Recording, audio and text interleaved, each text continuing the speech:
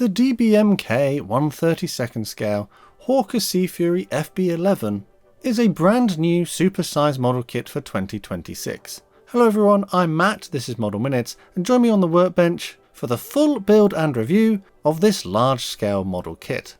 This Supercut features all 6 parts of the build series, edited into a special feature-length episode. Perfect for following along with your own build, or perhaps putting it on in the background during a modelling session. But without any further ado, let's begin this project. The DBMK Sea Fury is a brand new super kit for 2026, and what we've seen inside the box certainly seems to be quite impressive. Hello everyone, I'm Matt, this is Model Minutes, and join me on the workbench today as I start the build of this Supersize Sea Fury.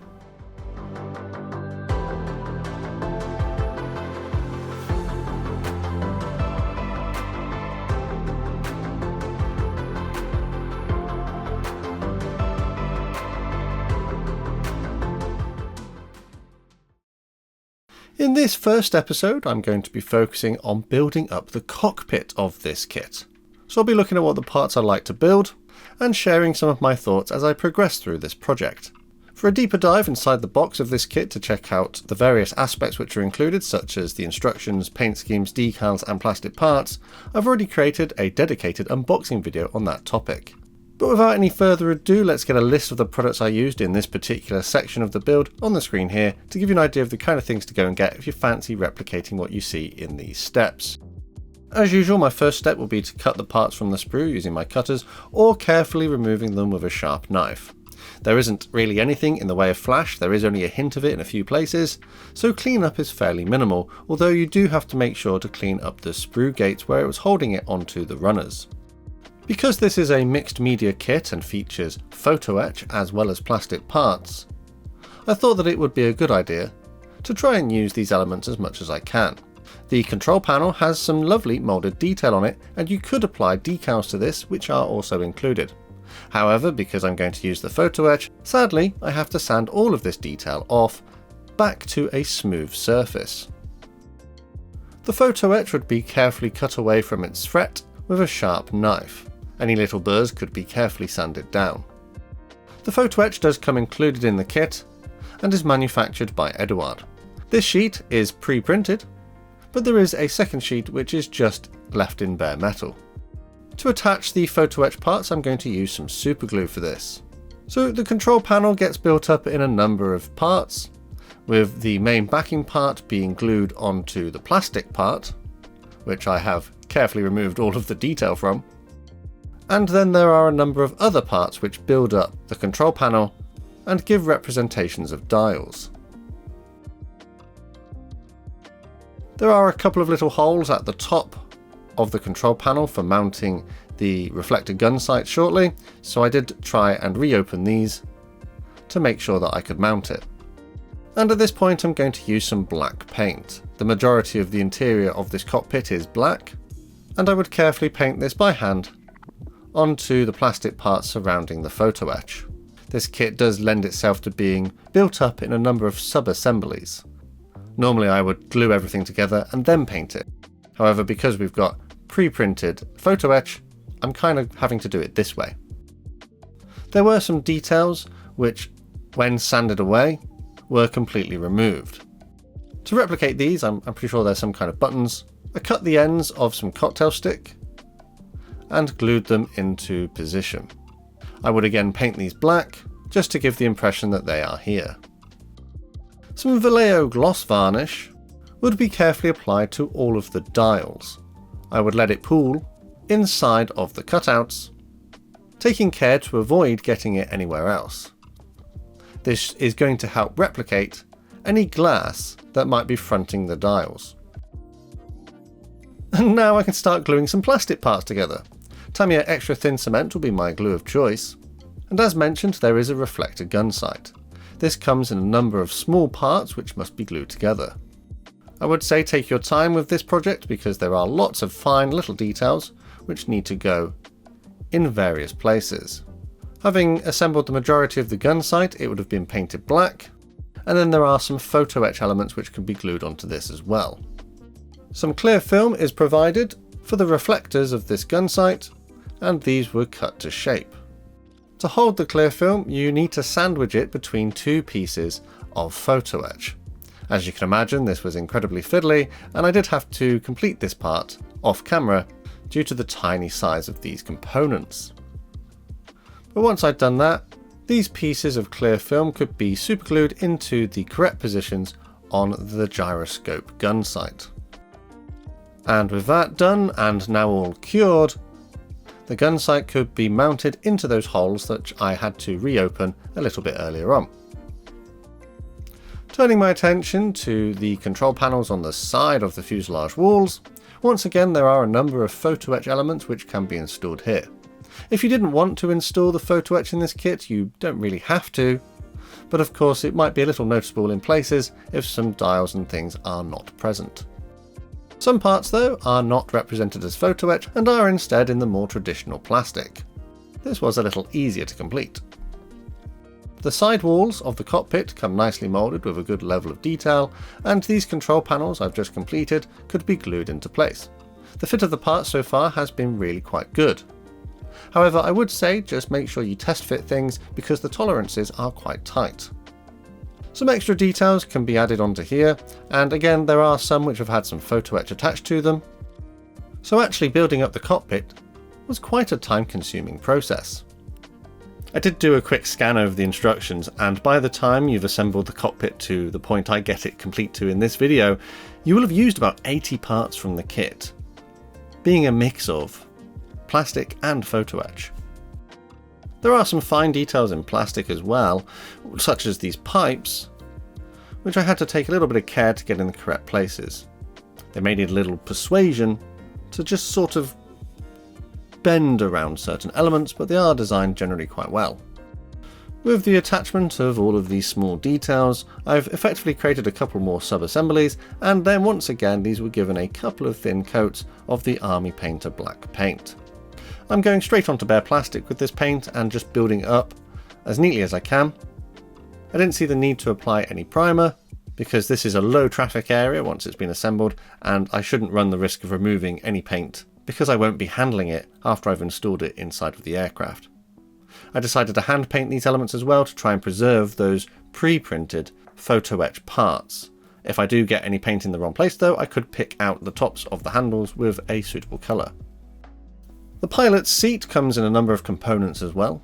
Once again, the design is pretty good and the parts fit together quite nicely. After a lick of paint, some pre-painted seat belts would be superglued onto the bottom of this seat. It might have been a little easier to fold them to a more appropriate shape rather than trying to fold them over the seat whilst in place. They did have a tendency to want to spring back, but I think after a little persuasion I got them where I needed them to go. With that done, I started to build up the different elements on the bulkhead behind the pilot's seat. There are some details which need to be glued in here. And then this kind of bracket can be attached to the floor of the cockpit, and the rear bulkhead I've just completed could be attached to this. Once again, I would say just take your time to make sure you get the alignment of things here as accurate as you can, so that it will fit nice and snug inside of the fuselage later on. The control column was glued into position, and then this other component followed it. The rudder pedals are assembled in a number of parts as well, and again there is a little bit of photo etch which can be included here. These rudder pedals were then installed onto their mounting point. The front firewall can then be added as well, once again making sure to get the alignment as neatly as possible so that it fits inside of the fuselage in a little bit. Because this one doesn't feature any photo etch, I decided that I would get out the matte black primer from Army Painter and simply rattle can this entire part. This just was quicker than painting it by hand. With that done, I thought it would be a good idea to install the pilot's seat, but actually, future me talking, don't do this here, because there's something I've forgotten and I'll swing back to that in a minute. The control panel can be glued into position in front of the control column, and it was at this point, despite being quite happy with my progress, I realised I'd forgotten something.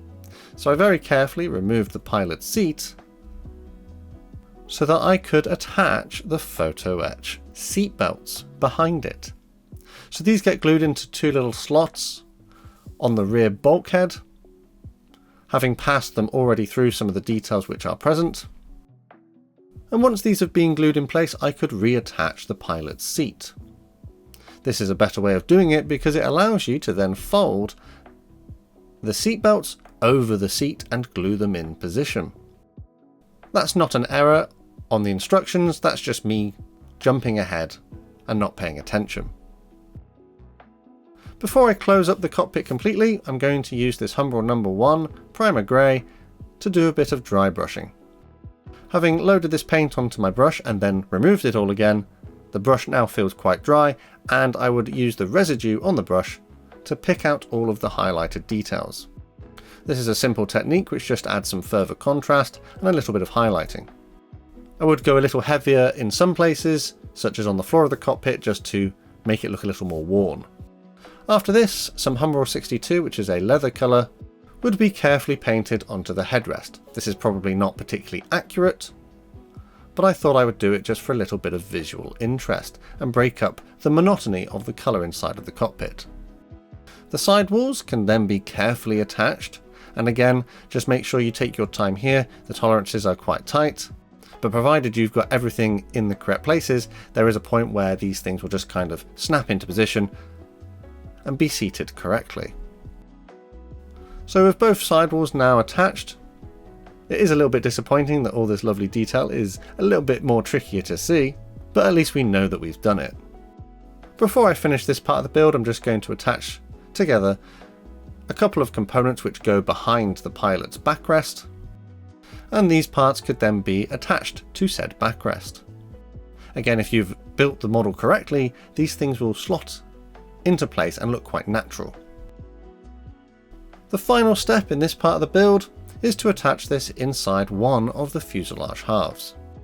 Once again, take your time here to try and get everything aligned as neatly as possible, and I would allow the cement to run between the joins, being drawn in through capillary action to help create a strong bond.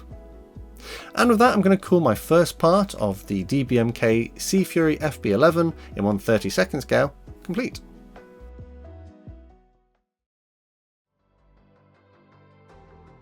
So a little bit of a summary on this part of the build. I think the thing to take away is that this is a big project, it is a bit of a time sink, and whilst the parts are designed to a lovely quality, the moulding is really quite nice with only a hint of flash in a few places. The fit of the parts is really good, although check those tolerances because they could be a little bit tight if you've done something a little bit wrong previous in the build. I just think this is a project that you just need to take your time over. You are kind of forced to slow down a little bit.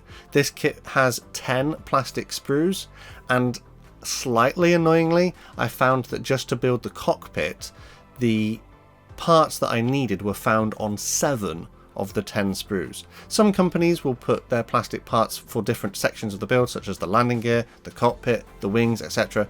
Those set areas of the build will be featured on one sprue so that you effectively complete a sprue and don't have to go digging around. I did find that this took me just over a day just to do this cockpit, because I was kind of slowed down a little bit by playing Hunt the Part. I completely appreciate that some companies may put parts in different places on different sprues in order to make it more efficient to save space and thus keep costs down. But it's a part of this build that I find a little bit frustrating. It is only a minor complaint though, and doesn't really detract from the quality of the kit. However, I would point out one small thing. I did notice that there were 2 photo etch parts listed as A23, and you only actually get one part A23 included on the sheet. So this did throw me a little bit, but I actually think that the one at step 5 should be part 17. So it's just a typo, but just be aware of it if you are building this kit. Well, that's it for part 1, where I finished the cockpit. In the next episode, I should be exploring the landing gear bays. So make sure you stay tuned for that one. In the previous part of this project, I got as far as completing the cockpit. In this episode, I'm going to be completing the landing gear bays before I can move on to other things. Hello everyone, I'm Matt, this is Model Minute, and join me on the workbench for the second part of the DBMK Sea Fury in 1/32 scale.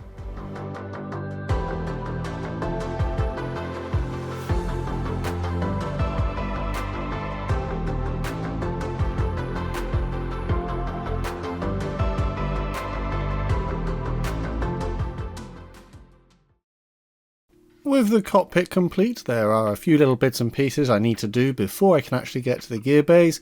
But before that, let's just put a list of the products I used during this particular stage of the build, just to give you an idea of the kind of things you might need to go and get. But there's not a great deal because I won't actually be doing any painting in this particular part.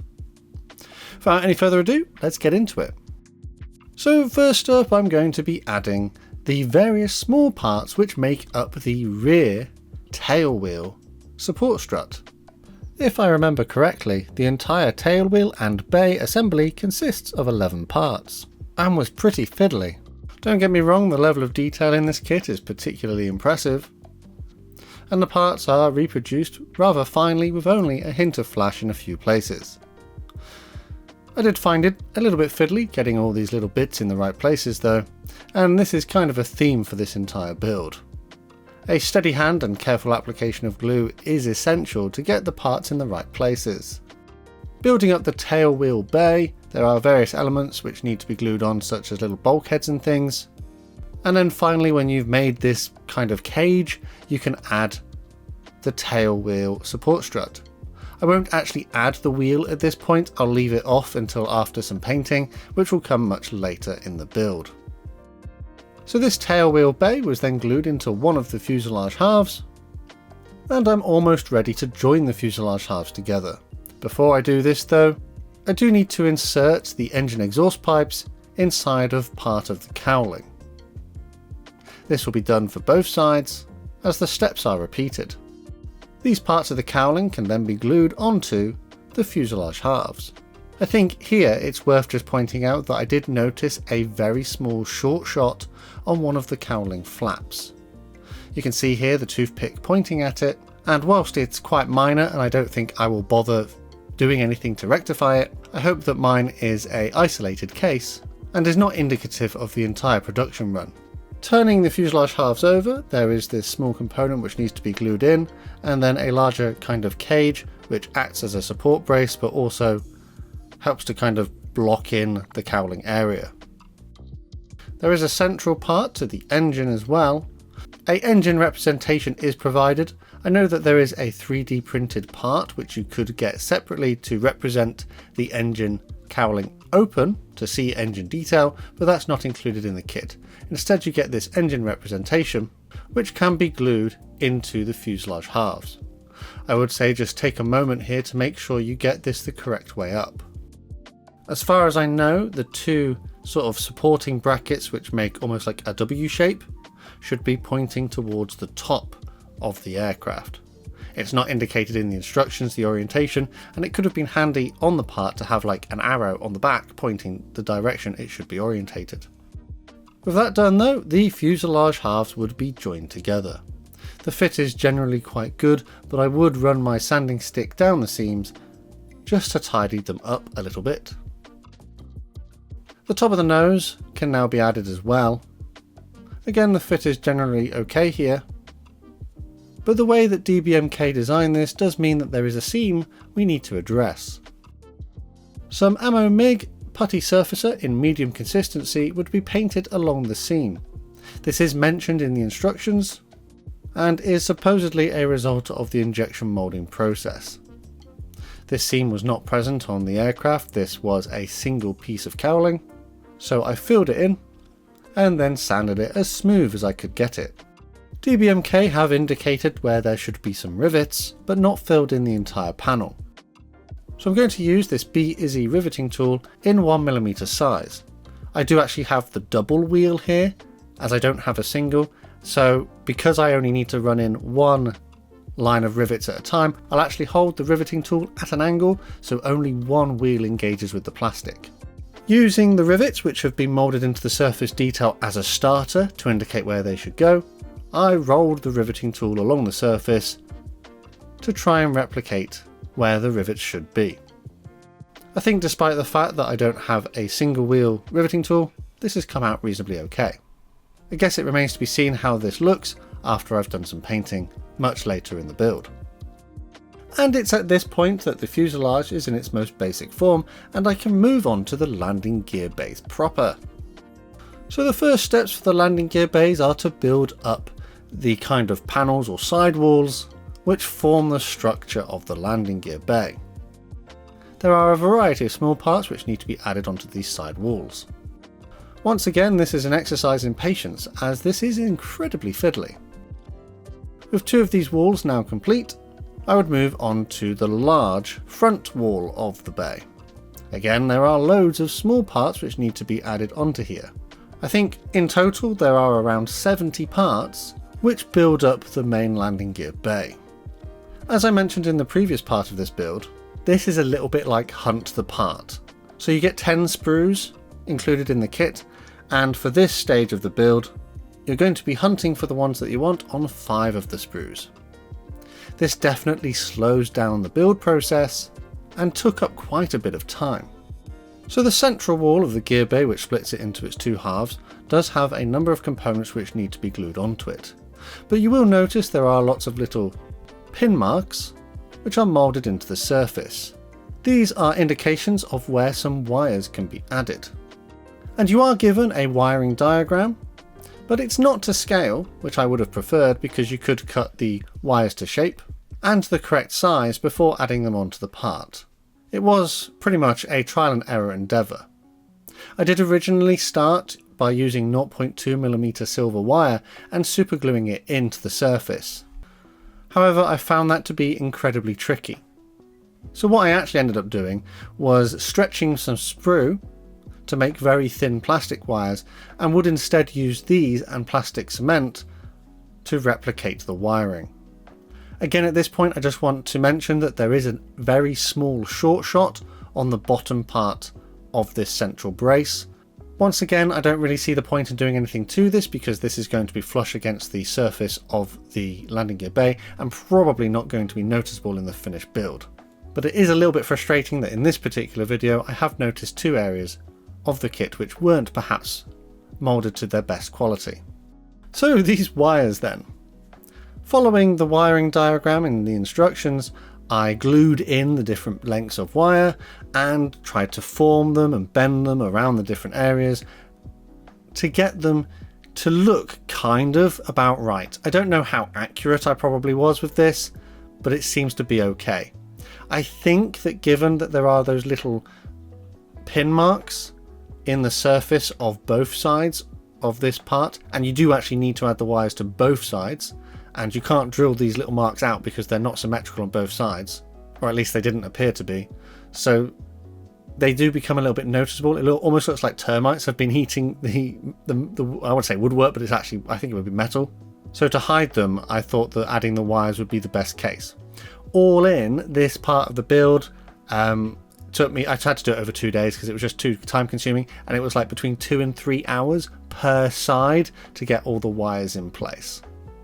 I spent more time working on this plastic part than I have on some of the kits that I've built in the past. So with that all done, I think it looks pretty good.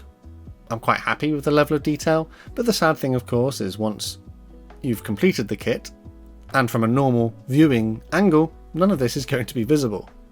So if you're building this one, you need to ask yourself, is it worth the time and effort? Now I can start adding all these elements actually on to the wing surface where the landing gear bay is.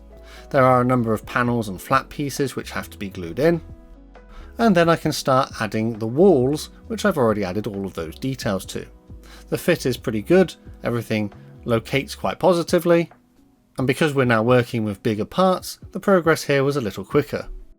But progress is going to slow down a little bit because there are loads of support struts which need to be added onto all the various parts, and then some more wires, tubes and other pipe work. There was an awful lot of parts that had to go into this landing gear bay. As I mentioned earlier, there's around 70 parts here. All in, I think this took me just over 3 days, closer to 4 days to get all of this done, and I was actually becoming a bit burnt out with having to do all these small and fiddly parts. It just didn't feel like you were making any progress because you were still working on one very specific area of the model kit. There are some little bits of photo etch which need to be added as well. There is a red kind of tap part which goes here. I'm probably going to paint the whole landing gear bay in one colour and then pick out this one again in red afterwards. But that doesn't bring us to the end. There's still loads of little details which we need to add, various pipes and other elements. But it did eventually get to the point where we were coming to the end of the landing gear bays. On the main sort of front wall there is like the actuators for the landing gear legs to raise and lower, so these various elements have to be added. And then finally the last part to add was a little bit of photo etch, which I kind of bent to more or less the right size or shape, and then I popped it where I think it needed to go. The instructions weren't entirely clear. I do find the instructions a little bit tricky to read at times, because in some places the part will be already drawn onto the diagram with just an arrow labeling it, whereas others are separate and exploded, showing you that they are going to add on. So it can be a little bit of a, where does this bit go exactly? And these small photo etch parts was definitely one of those. The landing gear bays are pretty much complete at this point, so my final step was just to add the edges of the wings where the folding mechanism would be. I'm not going to do my wings folded, I'm going to do mine extended. So there are loads of other details and things that you would need to add for the folded wing, but naturally I'm probably going for the slightly easier option of having the wings extended. But I do quite like my aircraft to be almost ready to take off. So these panels are put in the correct places, and I just want to mention the fact that I found another typo.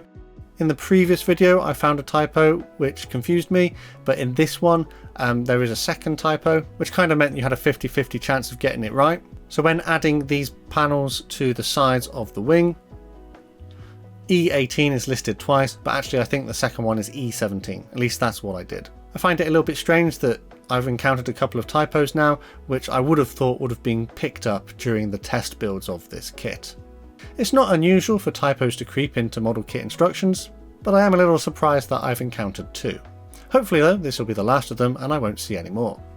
And with that I'm going to call this part of my project complete. So yeah, this is where I'm up to at the moment. My landing gear bays are now complete, and the fuselage is in its most basic format. Hopefully in the next episode I should be starting to add these various elements together and actually getting this to look more like a Sea Fury. A quick little summary I think of this part of the build is that it was very time consuming. I had hoped to make quicker progress than I did, and this took between 3 and 4 days just to get the landing gear bay complete. A little bit disappointed with those short shots that I encountered, but they are very tiny, so I don't see the point in doing anything to them. Also, the typos that I've encountered did throw me a little, but I think I've managed to overcome them just by taking a bit of extra time to figure out which part needed to go where. And I think that's the main takeaway from this kit, is that this is a big time sink. If you really enjoy putting lots of little fiddly pieces inside of your models, then this is perfect for you. In the context of value, you're going to get an awful lot of time spent on this particular project. Personally though, I would have liked to have made progress a little bit quicker, and I hope that the next stages of the build do flow a little bit nicer. So make sure you join me as I progress with this DBMK Hawker Sea Fury in 1/32 scale.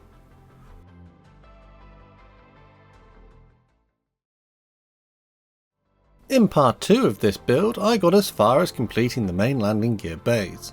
In this episode, it's time to start joining all these elements together and getting this plane to look more like a Sea Fury.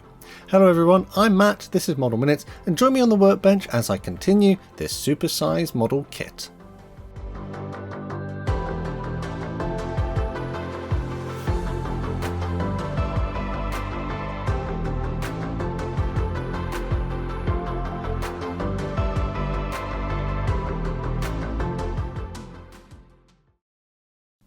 Without any further ado, let's get into this one. Here's a list of the products I used during this particular section of the build, which might give you an idea of the kind of things to go and get if you fancy having a go at this particular kit.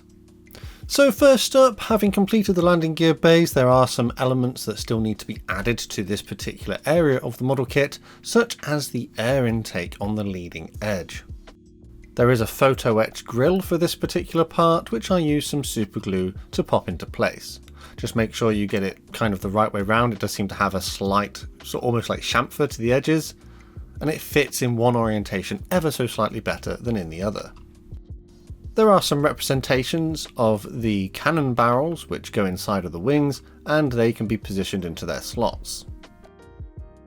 The same goes for these two air intakes as well. They come in two halves which I've already joined together, and then they were glued into place. With that part done, I'm going to pay a little bit of attention to the lower wing surface. There is this small component which needs to be glued in here. I presume this just kind of helps the support arms, which I'll add later, go in the right place. And this was repeated on both sides. Because I want to install the underwing fuel tanks, there are a couple of holes that need to be drilled out on both sides as well. Having done that, I've flipped it over and glued in this component which forms like the cowling for the air intake. And now I can join the lower wing to the upper wing. The fit here is generally okay, but it does take a little bit of fiddling just to get things lined up correctly. And then at this point, this wing and landing gear bay assembly can be joined to the fuselage I've already built in the previous episodes. The fit here is quite good as well, but do take your time just to get the alignment right. Just as in the previous episode though, there is a seam that needs to be filled. Some Ammo MIG putty surfacer in medium was used to fill in this seam. This is effectively a duplicate of the one from the previous episode, just on the lower half. It was sanded as smooth as I could get it, and then using the 1mm B-Izzy riveting tool, I added the missing rivets. I did also find there was a small gap at the rear of the lower wing assembly where it joins the fuselage, so I paid a bit of attention to filling this in as well. Before I move on, I want to add a little bit of paint. There is the engine representation that I added in the previous episode, and I thought it would be a good idea to paint this in gunmetal, just in case any of it is visible in the finished build. It'll be much harder to get to that with other components glued in place. And speaking of gluing other components into place, these two parts which go on the nose of the aircraft were then added. Now I can turn my attention to the tail surfaces. The main parts of the tail surfaces come in two halves, which were glued together. These were then pushed into their slots at the rear of the aircraft, and then the elevators could be glued into place. I decided to put mine in a drooping position to give the impression that gravity is affecting them and pushing them down, as there's no pilot in the cockpit to hold them up. This retaining part can also be added to help complete this section of the tail. The rudder comes in two halves, which was glued together, and then this was also glued into place at the back of the model. This stage of the build is not absent of photo etch, and there are some little photo etch pieces which have to be glued into the control surfaces, and I found they were quite fiddly, so I had to take care here. With that done, I can move on to the ends of the wings. There are some holes on the inside surfaces of the lower wings, which can be opened up if you'd like to install rockets or bombs. I've decided I want to install the rockets on my build, so I opened up the holes as appropriate. It might not be particularly historically accurate to include the rockets on my chosen model, but you know, it's my build and I feel like adding them. With that done, the lower surfaces of the wings have loads of kind of support brace parts which need to be glued in. This was a little time consuming to get them all in the right places, and I think it gives more benefit for the folded wing option, but it does still say to do this even if you're not having the wings folded and instead having them extended like I am. Before I can add the upper wing surface, I do need to install the clear parts for the navigation lights. These were popped into place, and then a small amount of Tamiya extra thin allowed to run into the seams using capillary action. A small amount of this cement shouldn't react with the plastic parts and cause it to fog up. And sadly, it's at this point which I have discovered a little bit of a typo. The parts are clearly indicated as 9 and 10, 9 having 2 lights and 10 having a single one. However, as you can see in the instructions, they've effectively reversed this. Just be aware of this when you get to this point so you actually put the correct part on the right side of the aircraft.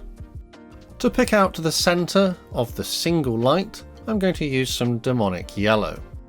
This was carefully hand painted on, and then using a small amount of Tamiya Extra Thin, it was glued into place on the correct wing.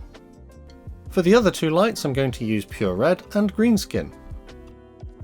Once again, carefully hand painting it onto the relevant lights, and then gluing this clear part into the wing when it had dried. And now I can join the upper and lower wing surfaces together, and once again the fit here is generally okay, but it does take a little bit of time just to make sure everything is aligned correctly. When that is done, I can start to think about adding the ailerons, which help control the aircraft in flight. Sadly, at this point I discovered another typo in the instructions. Just be aware of this, the parts on the D sprue are mislabeled. You do in fact need to reverse them. This did cause me a little bit of confusion, and I probably wasted about 5 or so minutes trying to figure out what was going on. In essence, what I would say is just cut all of the aileron parts off of their sprues and then just join the ones that fit together. So that's exactly what I did. I glued the ailerons together, and then because I'm having mine in the extended wing position, I need to remove the tabs from the edges of the wings. These are present to allow you to display it at the correct angle for the folded option, but in my version I don't need them, so they had to be removed.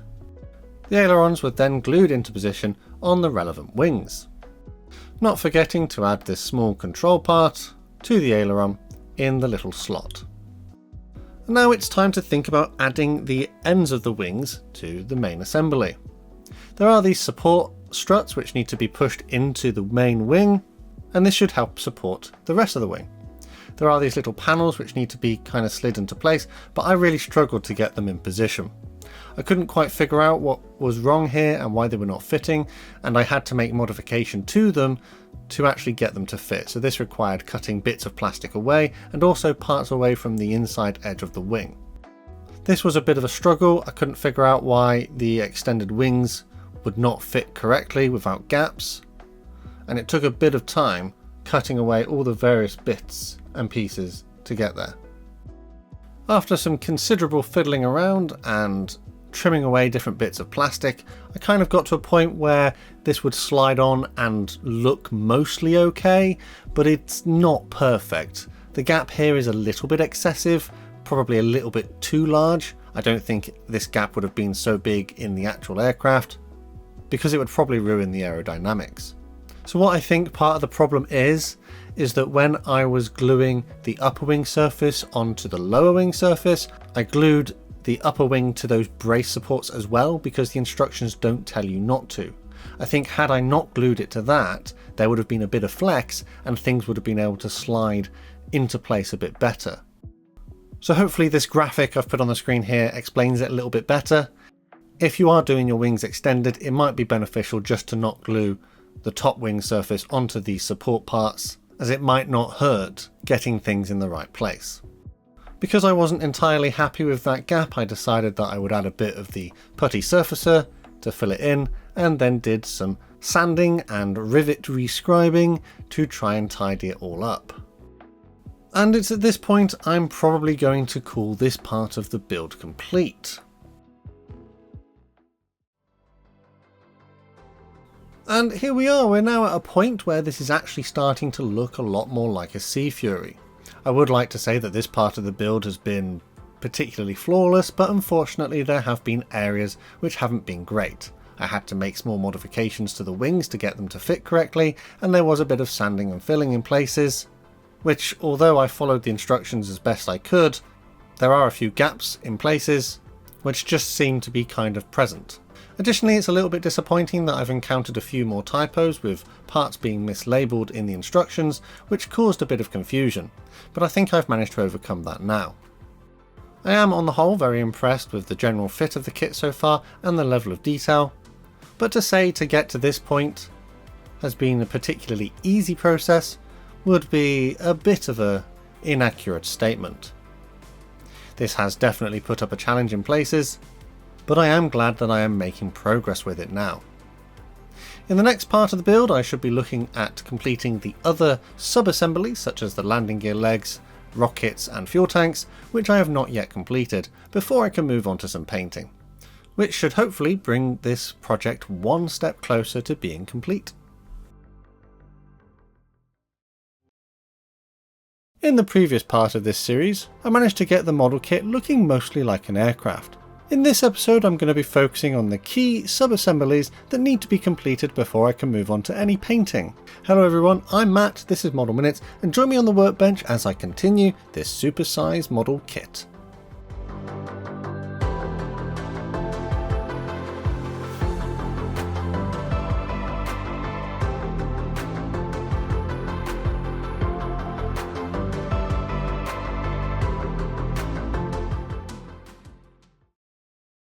During this part of the build I only used two products, which would be Tamiya extra thin cement and some Loctite superglue.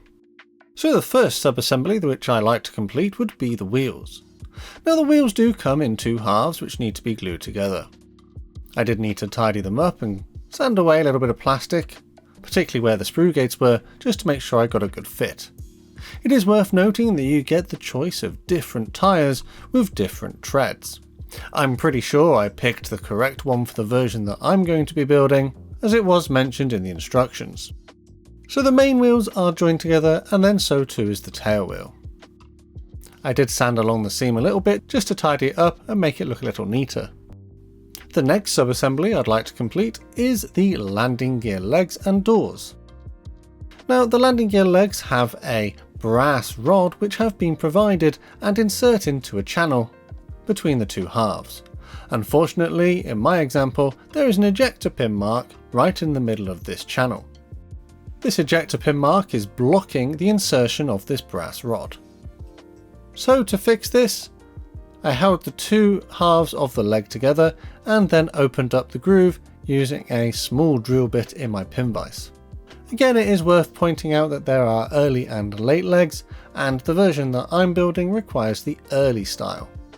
With that channel opened up sufficiently, the two halves would be glued together, and a small amount of super glue would lock in the brass rod. This brass rod just adds extra support for the legs, as I imagine this is quite a heavy aircraft when finished, and it's a good thing they've included it because it gives a bit more strength to this assembly. On the opposite side of strength, we have an area which I worry could be a little weak. This is the axle for the main landing gear wheels. This is glued into the landing gear leg and has a very small contact area. I anticipate that this could be a point of failure, as all of the weight from the model kit will pass through this small contact area. So fingers crossed this is sturdy enough to support this large aircraft. Following on from this, there are some smaller details which can be glued onto the landing gear legs. But it is worth noting that when you reach steps 61 to 64, I have identified another error. It tells you that there should be two part X16s. And I thought that I had lost one of the parts because I couldn't find it. Having checked the sprue map though, I realised that there was only one X16 included, and the other part we need is an X13. So just be aware of that, so you don't end up spending time on the carpet looking for a missing part like I did. These parts were then carefully attached into their slots in the landing gear legs, making sure to get them in the right orientation, and then the landing gear legs can be glued onto the landing gear doors. There are a couple of ejector pins here, which might be visible in the finished build, but I haven't done anything to address them. The smaller inboard doors come in a couple of parts which can be glued together. This is relatively straightforward, and this effectively completes the landing gear leg and door assemblies. Moving on to the next parts, I'm going to assemble the drop tanks. I've decided that I'm going to install mine with the underwing fuel tanks, and the first component that is added is what appears to be a fuel filler cap. After this, the other half of the fuel tank can be attached. I find it a little odd that they decided to do it in this orientation, as this will result in a seam line down the centre, which will need to be cleaned up. Had they moulded it in the opposite direction, they could have hidden the seam where the rim exists around the outside of the fuel tank. That completes the fuel tanks, so now it's on to the rockets. These RP3s may not be entirely accurate for my chosen paint scheme, but I've decided that I would like to use them. I just think it would add a bit of extra visual interest. The warhead of the rocket comes in two halves which need to be glued together. Then, turning my attention to the rear of the rocket, there are 4 stabilizer fins. These are moulded in such a way that they should, quite intelligently, form a 90-degree angle, which is a good feature. Perhaps a little bit fiddly, and the fact that you have to assemble 6 of these does make this a little time consuming. With the rocket assembled, I can now attach it to its rail. The mounting point for the rail is incredibly tiny, so I did have to take care to make sure that it was properly attached, in the right place, and as perpendicular to the rocket as possible. With the 6 rockets completed, this would be the point that photo etch is added to them. Photo etch metal is included to depict the brackets that hold the rockets onto the rails. These brackets require folding and bending in a number of places to represent these brackets, and if I'm being honest, I really had no success here. Perhaps it's a lack of skill or a lack of the correct tools, but I just couldn't get these to form the correct shapes that I needed. I probably spent around 20 minutes working on just one of these etched metal parts, before I decided that I would cut my losses and instead design my own parts. So I jumped onto Fusion 360, and after a little measuring of the brass parts and where they folded, I was able to create a design which I could 3D print at home on one of my printers. This design work probably only took about 10 minutes, and after about an hour of printing, I had a whole sheet of brackets which come as a single piece and are more or less to the right shape. I have not cured the resin, however, as this will allow them to be a little bit more flexible and be a little bit easier to apply. Of course, in this stage I'm just going to be handling this using tools, and I should warn you not to handle uncured resin with your bare hands, as the resin can be a little bit toxic. A little bit of super glue would be applied to the rocket in the right place, my little brackets then slid into position and the glue allowed to cure. I think for the sake of 10 minutes of CAD modelling, an hour of printing, and maybe 20 to 30 seconds attaching each one to the model, this was a much quicker and less painful process. I would do this for all 6 of the rockets, and then I would pop them into my UV box to cure the resin and ensure that these resin parts went rock hard. And that brings us to the end of this episode. I've successfully managed to complete a number of sub-assemblies which needed to be built up before I could move on to any painting. I am pretty happy with the level of detail in these parts, but did find that photo etch frustrating, but I think my solution to 3D print some replacements was much more time efficient. If you'd like to be able to download these brackets and print them yourselves, I'll pop a link to the files in the description of the video. For the most part, the detail and fit has been quite good here, but there have been some areas which needed cleaning up, and again, another mistake in the instructions which had to be overcome. I'm glad that I'm making some progress now, and in the next video, hopefully, I should start some painting.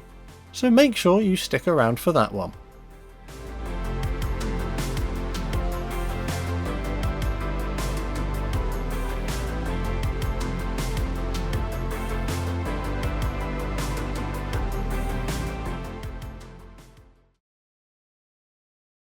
In the previous episodes of this series, I've managed to complete the main assembly of this aircraft and also all the various other little bits and pieces which I can add to it.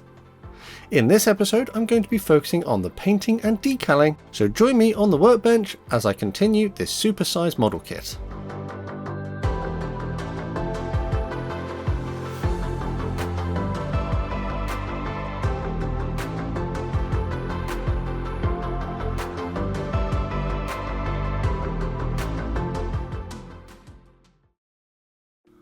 Hello everyone, I'm Matt, this is Model Minutes, and I'm continuing my build of the DBMK 1/32 scale Hawker Sea Fury.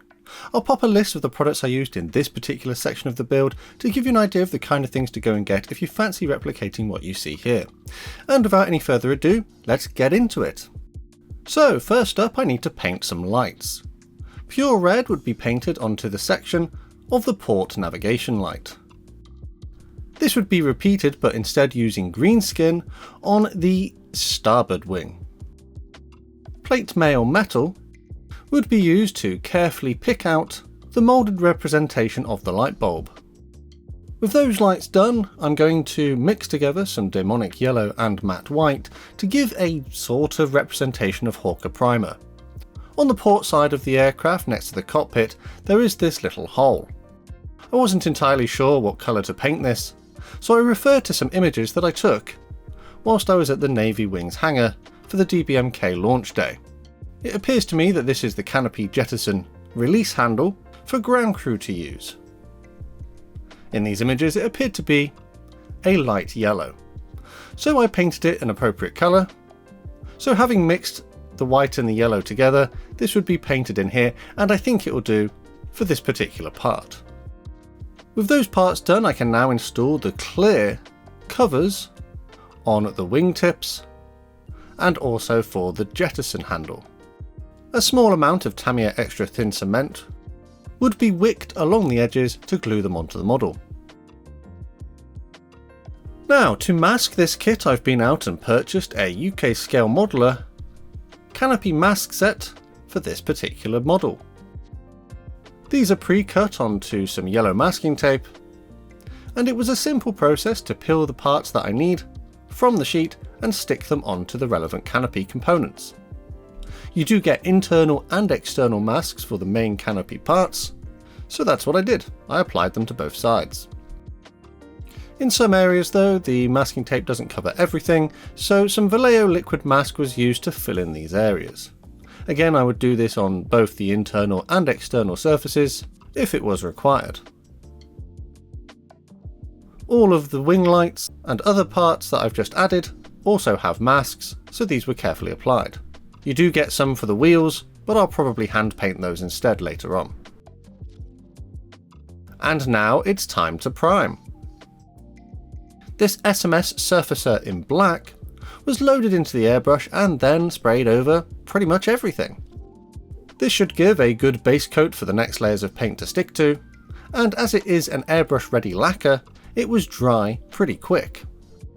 With all those sub-assemblies primed and the entire aircraft now completely coated in this primer, my next step was to break out this polished metal paint.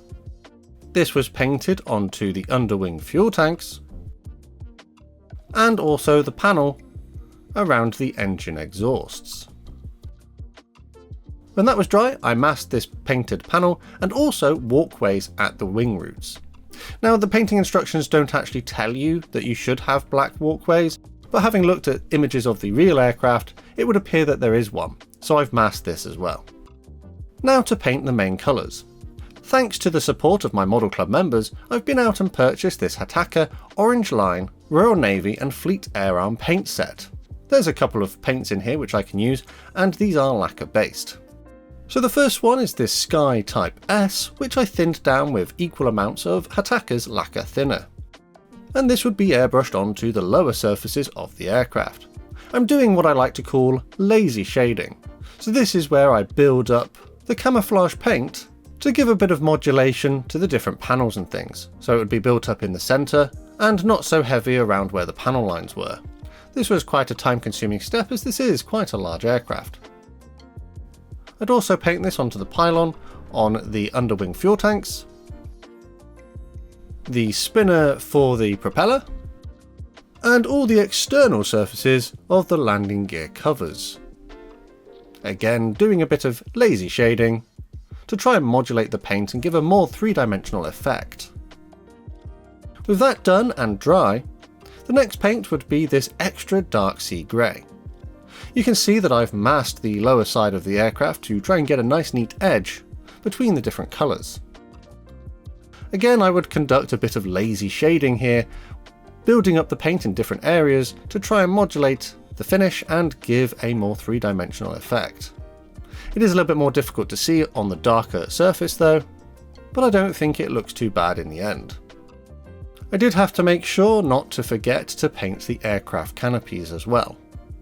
These had previously been primed in black, and I'll leave the internal surfaces in the black colour, whilst I will focus on applying the dark sea grey to the external surfaces. Now to turn my attention to the landing gear bays. So the instructions call for a Hawker primer colour, which is a kind of off yellow. So what I've got here is this US interior yellow, which I'm going to mix with some sand yellow RLM79. I did this at a ratio of 2 parts interior yellow and 1 part sand yellow. I think it gives a reasonable representation, but it might still be a little bit too saturated. Perhaps adding a drop of white could help if it wasn't to your personal tastes. Having masked the external surfaces of the landing gear areas, I sprayed the internal parts with this colour. It was a bit fiddly trying to turn the aircraft around into different orientations to try and get the paint into all the little nooks and crannies inside the landing gear bays. The landing gear legs and things which have not yet been added onto the aircraft were easier to paint, and again I would do some lazy shading to modulate the paintwork. When that was done, I carefully peeled away all of the masks, apart from the ones on the clear parts and the engine panels. I don't think it looks too bad. I'm actually quite happy with my painting results here. And I have a nice neat edge between the camouflage colours, and there was no paint bleed either, so there was no touch-up work required. I think the addition of those black walkways just helps to elevate the look of the model ever so slightly. Humbrol number 24, which is a trainee yellow, was carefully painted onto the tips of the propeller. This has simply been left in the matte black primer colour from earlier. Whilst I've got this paint out, I'll also use it on the end of the arrestor hook. Now I'm going to look at some of the underwing stores. As I mentioned in an earlier video, I'm going to be adding the rockets. It might not be completely accurate, but I would like to include them. This khaki colour was painted by hand onto the warhead of the rocket. Gunship green would be carefully painted onto the main body of the rocket and the fins. I have already painted the little pylon with the sky colour I used earlier. Aluminium would be carefully painted onto those brackets. These are those 3D printed parts which I designed and added myself. And as I mentioned earlier on, whilst you do get a mask for the wheels, I thought it would be easier just to paint them. I did this carefully by hand using the same aluminium paint. And with all of that done, it was time to gloss coat pretty much everything. Whilst you don't strictly need a gloss coat in order to apply decals, I thought for the sake of this build I wasn't going to run any chances of getting silvering and wanted to give them the best chance of sticking onto the model. So this was applied over pretty much everything where a decal was going to go. Before I get to the decals though, some gunmetal paint would be used to carefully pick out the barrels of the cannons inside of the wings. I thought I'd best do it now in case I forget. And also the red paint that I used earlier makes a reappearance and was used to pick out that photo etch tap inside of the landing gear bay, just to make sure, again, I didn't forget. Now onto the decals. So you get one rather large decal sheet which contains all of the transfers that you might need for one of the 7 included paint schemes. They are printed by Cartograph and appear to be to a lovely quality. I cut the decals that I needed from the sheet, and because they are so close together and literally everywhere, this was a little bit difficult. This is another area of the kit where you're having to play hunt the thing, so it will take a while to figure out where all the decals are and find the right ones. But with that done, they would be soaked in warm water and allowed to separate from the backing paper. If you ever make the mistake like I do of confusing your cup of tea with your brush water though, why not get a brush water mug and help support the channel? Check out the links in the description and you'll never make that mistake again. To help apply these decals, I'm going to be using some VMS Decal Set and Fix. This was painted onto the areas where the decals were going to go, and then the decals, having been softened and released from the backing paper, were carefully slid into position and moved into the correct place. I would say that the decal application stage was generally fairly straightforward, the decals are printed to a lovely quality, and they did settle down into the surface details quite nicely. Yes, it might be a little bit fiddly in a few places, getting all of these little stencils and things in the right places, but for the most part it wasn't too difficult. However, it was very time consuming. I think it is worth pointing out that DBMK have provided you with a lot of different stencils, and in some cases different stencils have the same ID number, so it's definitely worth checking which one is which. As an example here, there are two different decals with the number 54, and it took me a couple of minutes to figure out which one was supposed to go where. Also, they have provided them in black, white, yellow or red, depending on what your real aircraft has. So these are for the stencils. On my aircraft in particular, if there is a red one available, it will generally use that. Then if there's a black one, it will be used on the lower surfaces with the sky colour. And if it's to be used on the upper surface, on the dark sea grey, I would use yellow. But DBMK haven't told you this in the instructions, so I had to refer an awful lot to real images of the aircraft to try and determine which stencils I should be using and where I should be using them. Perhaps a few additional notes in the instructions could have helped make this part of the process a little bit more time efficient. Also, another thing worth mentioning about the decals is that they are not on the sheet in numerical order. So just because you found part number 12 doesn't mean that number 13 is going to be next to it. So yeah, this was a little bit tedious trying to find all the decals that I needed. But after a day or two of applying the decals, they were all in place, and I went back over the top with some VMS decal softener to help soften them into the surface and make them appear as though they were painted on. A very thin coat of this would be painted onto all the transfers, and I would carefully work out any air bubbles, and hopefully I should have no silvering in the finished build. When all the decals had cured, the clear gloss would make an appearance and be sprayed over all of the parts of the model which have had some decals applied to them. This should just help seal them in and protect them from anything I might do in the next episode. And with that in mind, I think this is where I'm going to call this particular bit of the project. So yeah, it's starting to really look like a Hawker Sea Fury now. Of course, we're not quite at the finishing line yet though, as there's still quite a few things that we need to add to the kit and perhaps do a little bit of weathering, but I'll focus on those elements in the next part of the series, so make sure you stick around for that.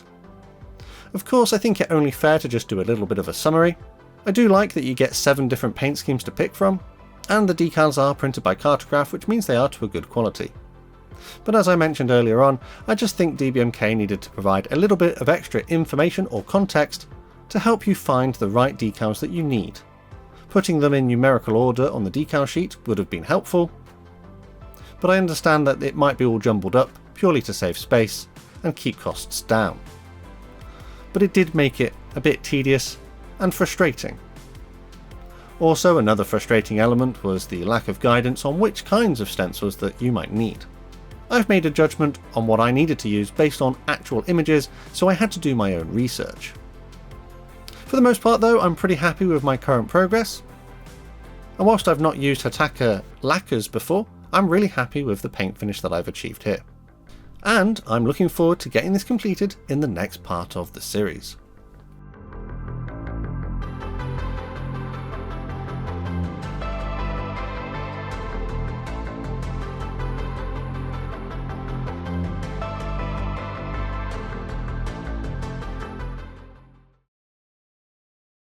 In the last episode of this build series, I managed to get this Sea Fury's paint and decals all applied, which means I'm now ready to complete the build and round off with a review.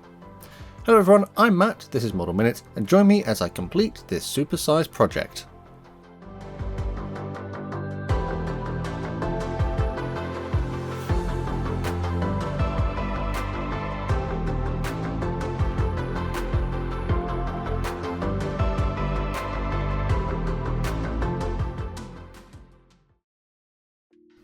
As usual, I'll pop a list of the products I used in this particular section of this project on the screen here now to give you an idea of the kind of things that you might want to go and get if you're replicating something similar.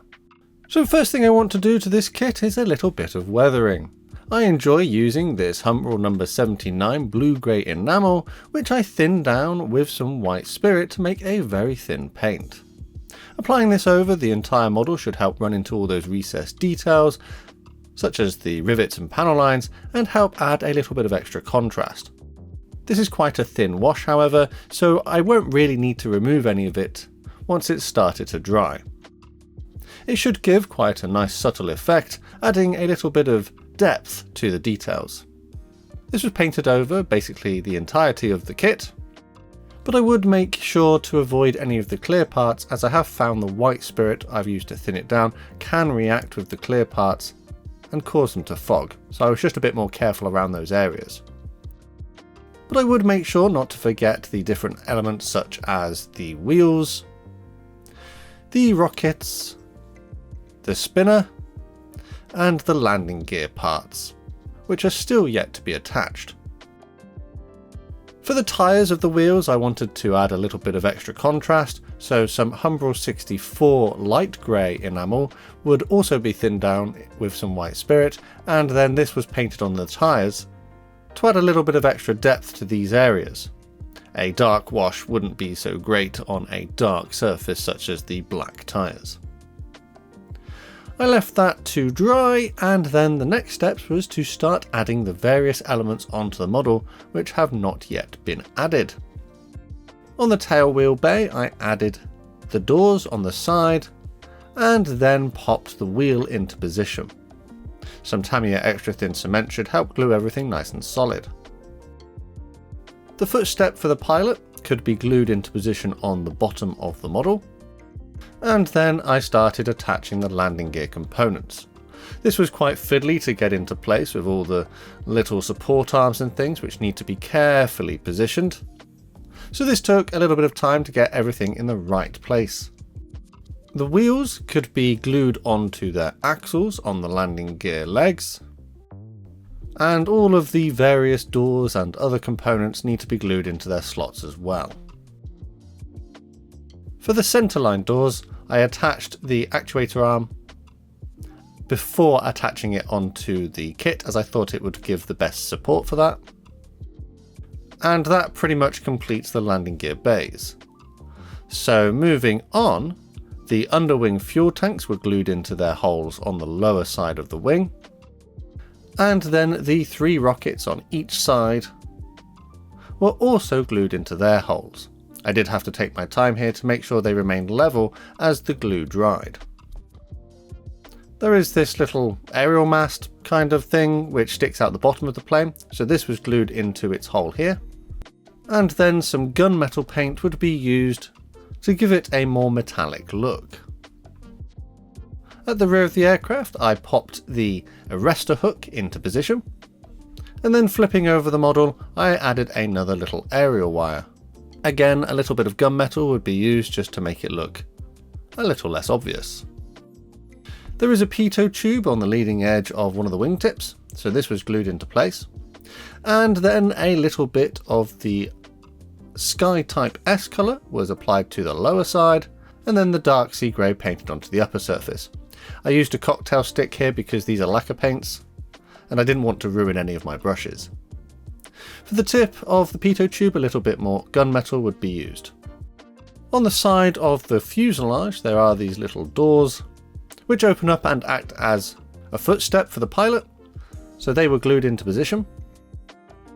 And then I turned my attention to the propeller assembly. The 5-blade prop gets glued into the back plate of the spinner, and then the spinner itself is glued over the top. This propeller assembly is then glued onto the nose of the aircraft. There is no mechanism designed into the kit for this to freely rotate, it just gets glued in solid. And with that done, I think it's time to give everything a bit of a varnish. This K-Colors XW1 Ultra Matte Varnish was loaded into the airbrush and then sprayed over the entire aircraft to help dull down that glossy shine which it has from the previous part of the build. A couple of thin uniform layers would be done, just building it up until it looked about right. Before I move on though, a few drops of black paint could be added to this matte varnish to create a very thin black paint, which I could use to do a little bit of extra weathering. I airbrushed this around the areas where I thought there might be some exhaust staining or other residue left behind, such as these little vents on the bottom and also the engine exhaust areas. I didn't want to go too far with this particular effect, just giving enough of an impression to give this a slightly worn look. After this, I carefully removed all of the masks from inside of the cockpit, which seemed to have done a fairly good job as I don't need to touch anything up really. But I would use some matte black paint just on the rear of the cockpit area, which I hadn't masked previously. This was a simple thing to do, just taking my time to carefully run the paint around the edges using a brush. For the canopies, I carefully peeled off those UK scale modeler masks which I added much earlier in the project. They seem to have worked really well, and both the internal and external surfaces are masked. For the front windscreen, I would glue this into place using a tiny amount of Tamiya Extra Thin allowed to wick into the seam between the parts. For the main canopy however, some Humbrol Clear Fix would be used to help glue into place some of the parts which need to be added inside of it. This was a little bit fiddly, but with a little bit of patience I managed to get all three components inside. They form like part of the framework. When that was done, this cockpit canopy could be glued onto the model as well, and I used a little bit more Clear Fix to help hold it in the open position. I need to remember to make sure to remove the other masks on the other clear parts as well, so I went around the model and carefully removed these too, and again they seem to have done a pretty good job of protecting these parts. For this one on the side of the fuselage however, there is a decal which I haven't yet applied. The reason this wasn't applied was because I would not be able to remove the mask otherwise, because it would cover it. So just as in the previous episode, this decal would be applied here, using the same tools and techniques. A small amount of Humbrol Clear Gloss would be painted over the top of this decal, just to help seal it in. And with that I'm going to call my build of the DBMK Sea Fury in 1/32 scale complete.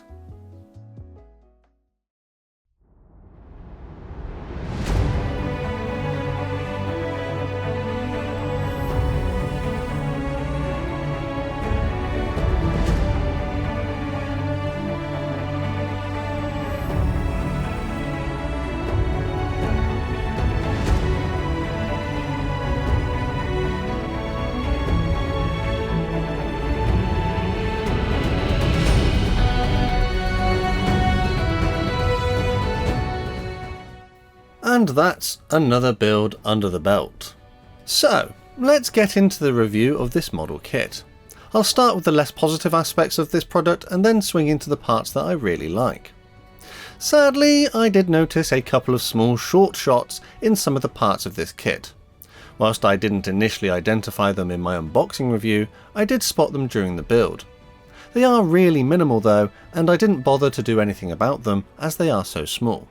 Perhaps this is just an indication that they need to fiddle with their moulding settings at the factory to ensure the tooling is completely filled with plastic during the injection stage.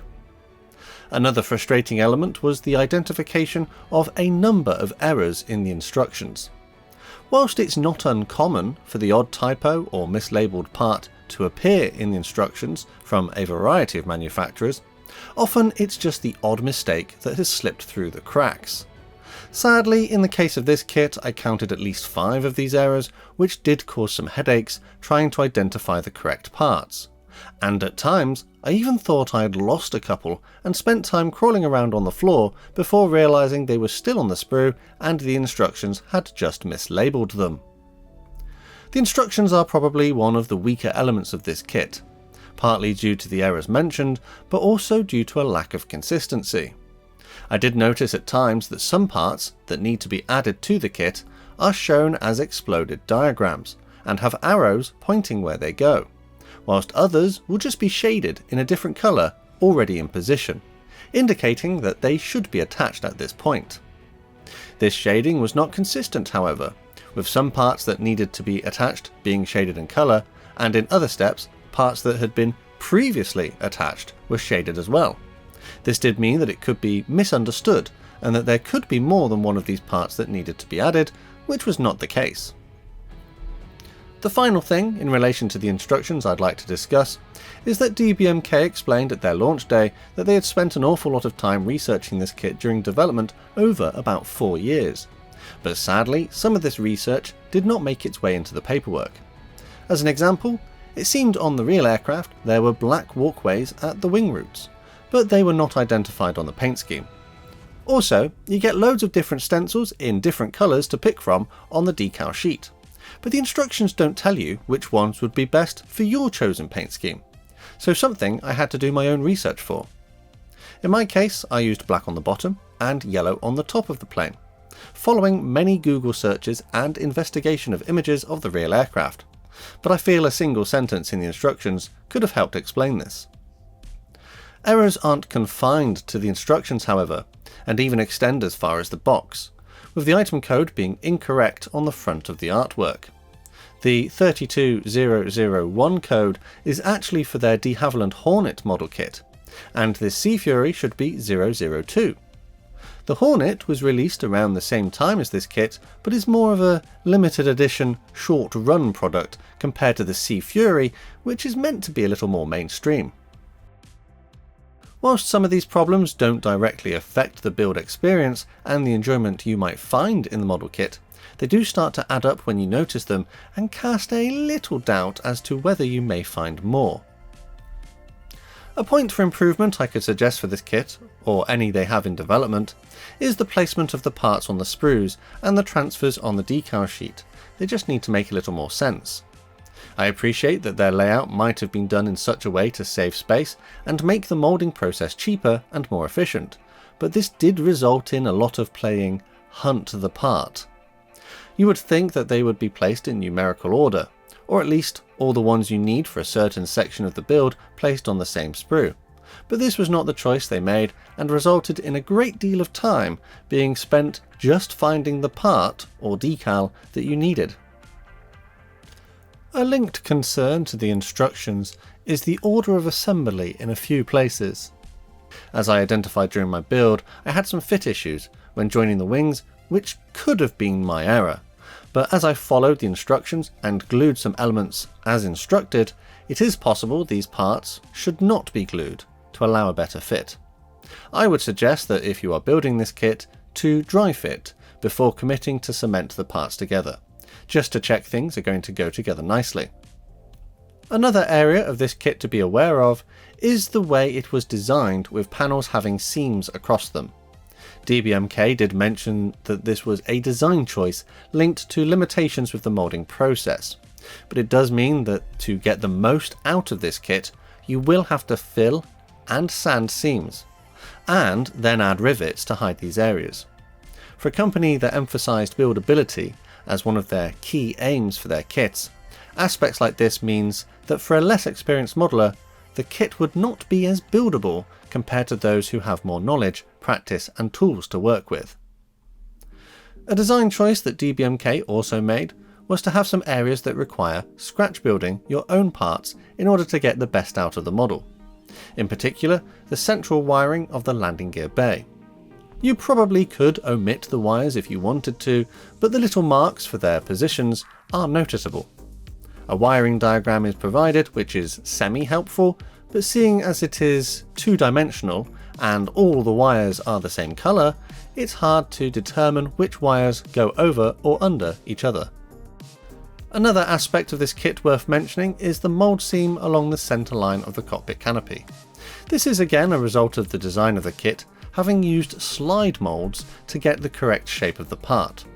But some modellers may wish to sand and polish this in order to remove it. However, in my case it didn't look too bad, so I opted to just leave it as it was, as I feared I would probably do more harm than good if I tried to fix it.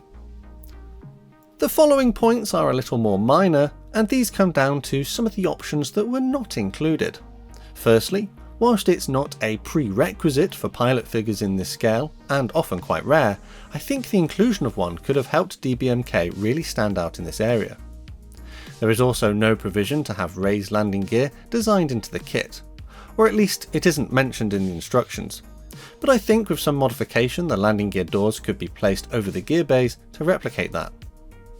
The prop has been designed to simply glue onto the nose of the aircraft, which, whilst I appreciate they may have done this for ease of production, it is quite a common feature in model aircraft to have this designed in such a way that it could freely rotate if desired by the modeler, and thus a little disappointing that this was not included.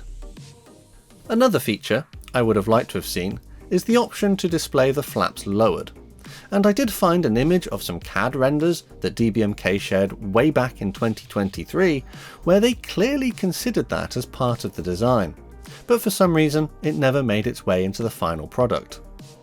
Of course, there are already a number of aftermarket parts available for this kit in 3D printed resin, so I'm sure this option could be something that appears in the future. To sum up these aspects in a few points, however, I would probably say this. Whilst the kit initially looked to be a great debut from DBMK, there are a number of aspects, particularly within the instructions, that feel a little rushed. The irony, of course, being that this was in development for about 4 years, so I'm surprised that the errors I encountered weren't caught in the various rounds of test building for revision and correction. To get the best out of this kit, there will be areas that require a good investment of time to build up the many sub-assemblies, working with tiny pieces of photo etch, testing the fit of the parts, sanding seams, scratch building, and the odd bit of filler, riveting, or panel line rescribing, and maybe even some research of your own to make sure you are using the correct stencils and things for your chosen aircraft. I think I was a little optimistic in my expectation for how quickly I could build this kit, with my initial hope being about a week or two. But having kept a note of everything in my modeller's journal, which by the way is a workbench book that I created to keep track of my builds, and if you check out the links in the description you can get your own copies for your own workbenches, in here I have written down that I was far too optimistic. A week is just not enough time. And instead, this has taken me about a month and filled a good number of pages in my journal. There are, of course, many positive aspects of this model kit too. The wealth of detail is truly impressive, with fine rivets and panel lines found across the entire model. The kit is also moulded to a good standard for the most part, with only a hint of flash in a few places. The design of the kit is really good too. The fit of the parts in most areas is pretty spot on, and the way parts go together is intelligent and effective in creating some accurate looking components of the aircraft. Perhaps the kit is a little over-designed in a few places, but some people may like that. The decals are screen printed by Cartograph and are to a lovely quality. I had no problems with them applying to the surface of the model and found they settled into the details really well. The kit does feature 338 high-pressure injection moulded plastic parts, 117 photo etch parts over 2 sheets, one of which is printed in colour. Additional brass rod to support the landing gear and clear film for the gun sights are also in the box. You have the choice to display the wings extended, as I featured in this project, or alternatively you could fold the wings, but this does make use of more photo etch, so I actually opted for the slightly easier choice. There are also a variety of underwing stores, such as the fuel tanks and rockets that I included here, but also a couple of bombs if you'd prefer instead of the rockets, or you could leave your model in a completely clean configuration. The addition of rockets in my example might not be the most historically accurate choice for this paint scheme, but I wanted to use them anyway. I did have to 3D print my own brackets for the rockets because I really struggled with the photo etch parts there. But that is more my own choice and not a criticism of the kit. Finally, the inclusion of 7 paint schemes is really great, as it gives a good choice for the modeler, and they depict aircraft from a variety of nations in different paint finishes and camouflages. The kit I have here is a brand new first release of this tooling for 2026, and at the time of editing, the recommended retail price here in the UK was £95. Given the amount of plastic included in the kit, the accessories such as the photo etch, the 7 paint schemes, and the overall good quality of the moulding, I think that the price is reasonably justified. When you consider that this is not a small project, and it will take quite a bit of time to complete the model to the standard that DBMK had intended for it, it does feel like a fairly good cost versus time investment. However, given some of the numerous errors and issues that I identified during this build, I can completely appreciate that this may be a product that some modelers may not want to add to their stash given that price tag, and the fact that they would part with that much money only to have to fix problems with the kit that are effectively designed into it. So this swings around to a question I normally ask myself at the end of the build. Would I build this again? I think in its current offering, my answer would be no. I say this because it was just a lot to deal with. Even without encountering errors and having to fix them, this would still be a big project with an awful lot of work required to get it past the finish line. And there were times where I started to feel a little burnt out by it. I think if DBMK considered selling the sprues as a standalone product, similar to what some other companies do, then that might be a more cost-effective way of getting the kit. If these parts were sold for around £30 to £40, I could do a completely stripped down build, omitting all the parts that I deem unnecessary or unseen details, and perhaps display the model in a flying pose, modifying it to raise the landing gear. I still have decals for 6 other paint schemes, and I'm sure that aftermarket sets probably exist in this scale already. Of course, if you are looking for a plastic model kit of a Hawker Sea Fury FB.11 in 1/32 scale, this is probably the best model kit of it out there. The competition in this scale is a little limited though, with only the 20-year-old tooling from Hobbycraft being a direct rival. And from what I understand, that one is much simpler, a little inaccurate in places, and far less detailed.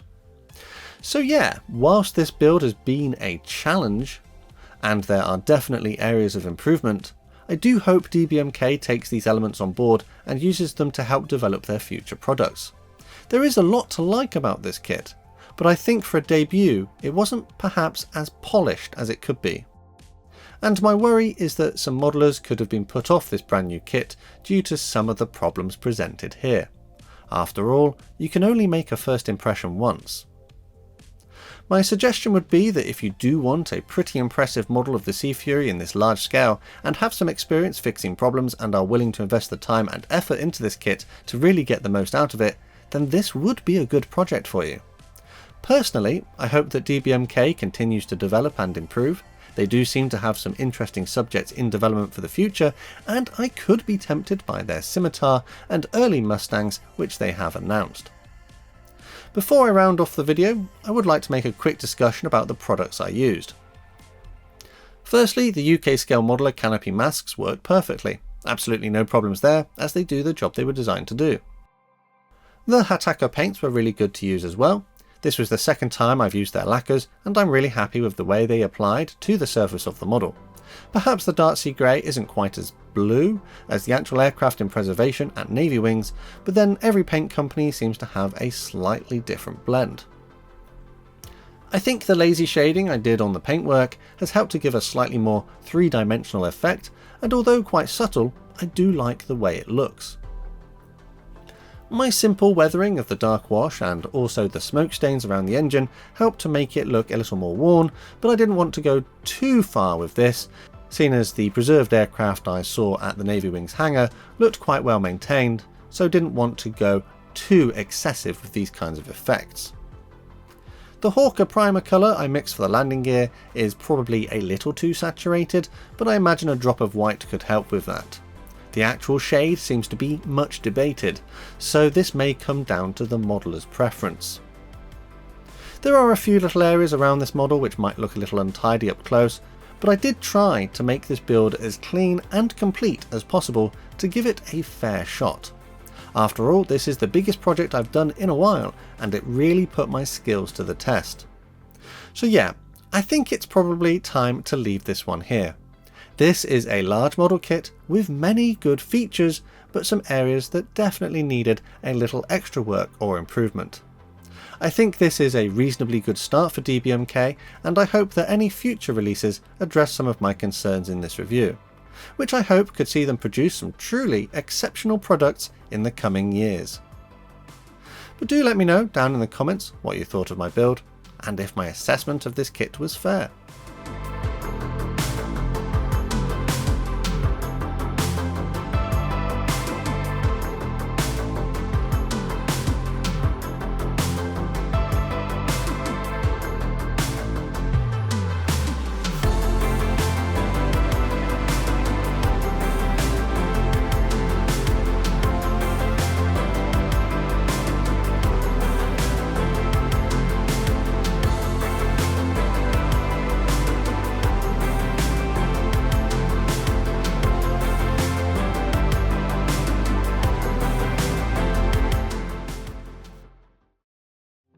Don't forget that we do have a Model Minutes Model Club, and if you'd like to join the Model Club, check out the links in the description.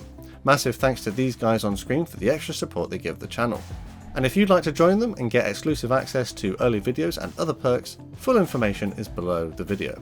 There are other ways to help support the channel if you'd prefer, but the best way to support the channel for free is by subscribing with notifications turned on so you never miss a modelling upload. Finally though, last thing to say is a massive thank you to you for watching this one, and I'll see you on the workbench again next time.